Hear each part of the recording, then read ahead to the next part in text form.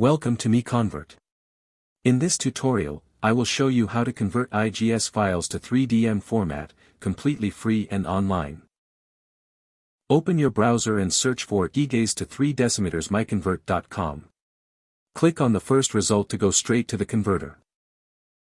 You are now on the IGES to 3DM converter page.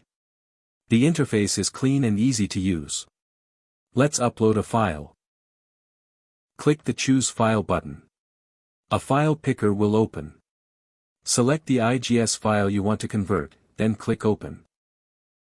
Your file is loaded and ready. You can see the file name, size, and destination format. Click Convert now to start the conversion. The conversion is in progress. You can see the progress bar moving. This usually takes just a few seconds.